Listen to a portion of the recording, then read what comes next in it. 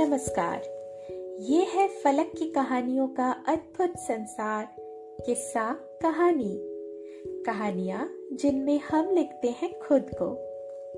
मैं हूं गार्गी विद्यांत और आज आपको सुना रही हूं लेखिका सुनीता मिश्रा की लिखी कहानी अफसान का उजास। अपने फ्लैट की बालकनी से विश्वनाथ जी अस्ताचलगामी सूरज को देख रहे थे। क्षितिज की ओर पहाड़ों के पीछे डूबता सूरज आकाश पर अपनी लालिमा बिखेर रहा था। पंछी अपने बसेरे की ओर लौट रहे थे। आकाश नीरव था। लीजिए, चाय हाजिर है। किस सोच में डूबे हैं आप? कल्याणी जी बोली।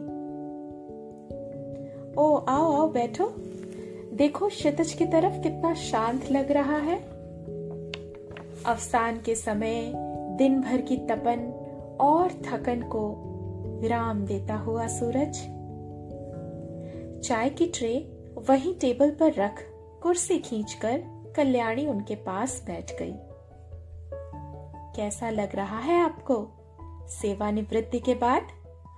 मुस्कुरा दिए विश्वनाथ जी पत्नी के इस दूसरे प्रश्न पर। एक टक पत्नी की ओर देखते रहे, मानो जानना चाहते हो कल्याणी क्या सुनना चाहती है। कुछ ठहर कर बोले, कल्याणी, नौकरी करना, सेवानिवृत्त होना, ये सब जिंदगी के पड़ाव हैं। तुम अच्छे से जानती हो कि जिंदगी के हर पड़ाव पर मैंने अपने कर्तव्य का निर्वहन अपने सिद्धांतों के साथ किया है। अपने उसूलों से कभी समझौता नहीं किया मैंने।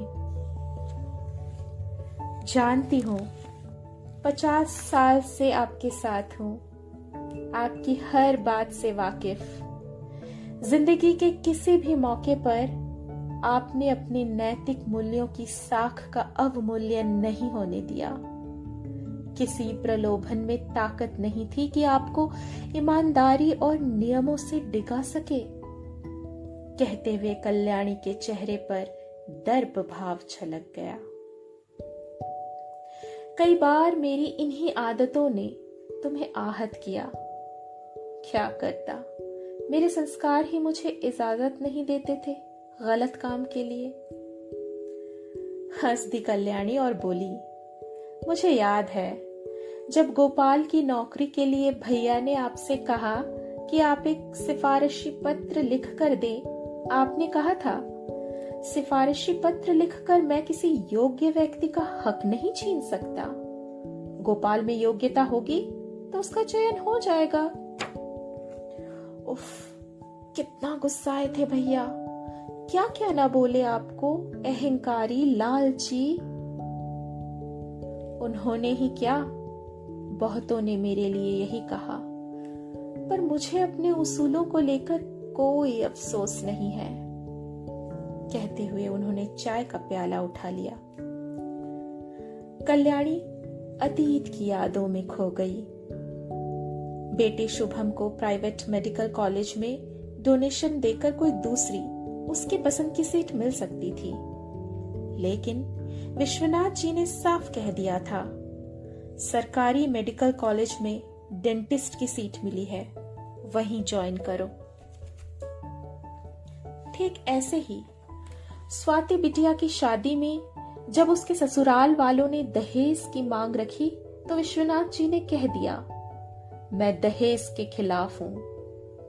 न मैंने शुभम के विवाह में दहेज लिया और न ही बेटी के विवाह में दूंगा।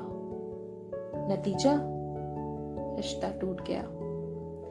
पति के इस व्यवहार से कितनी दुखी हुई थी वह। जग हंसाई सो अलग। बाद में स्वाति की पसंद के लड़के के साथ सादगी से उसका विवाह किया। लड़का विजातीय था। तब भी बिरादरी वालों के बीच यह चर्चा का विषय रहा।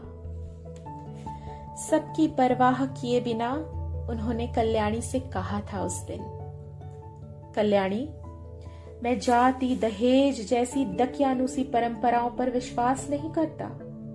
मेरे अपने सिद्धांत हैं, विचार हैं, जो मुझे संस्कारों की घुट्टी में माँ बापू ने पिलाए हैं। मैं इन्हीं संस्कारों की लकीर का फकीर हूं।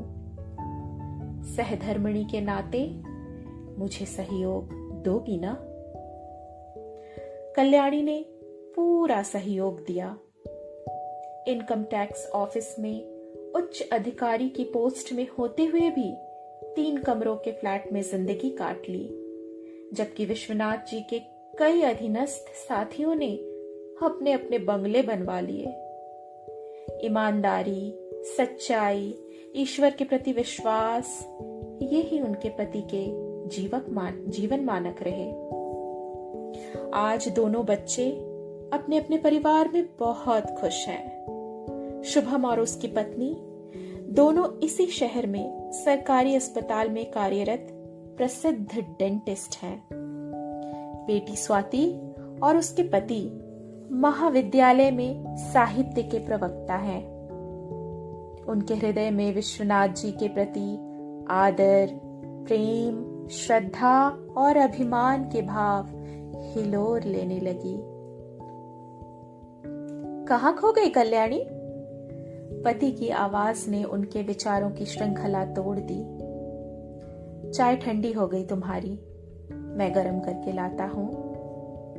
नहीं नहीं, आप यहीं बैठिए, चाय बाद में। पहले आप बताइए, आप क्या कह रहे थे? आकाश में सूरज, अफसान। ओ हाँ, देखो आकाश की तरफ। सूरज ने दिन भर अपना काम निष्ठा, लगन और निर्भयता से किया। उसके मन में किसी प्रकार का संताप, क्षोभ, चिंता नहीं है। असीम शांति के साथ अवसान की ओर प्रस्थान कर रहा है, मन में बिना कोई बोझ लिए। बस कुछ ऐसा ही महसूस कर रहा हूं मैं सेवानिवृत्ति के बाद। ये कहानी इतनी ही। अभी आप सुन रहे थे गार्गी विद्यांत की आवाज में लेखिका सुनीता मिश्रा की कहानी। फिर मिलते हैं एक नई कहानी के साथ। चैनल को सब्सक्राइब करना न भूलें। नमस्कार।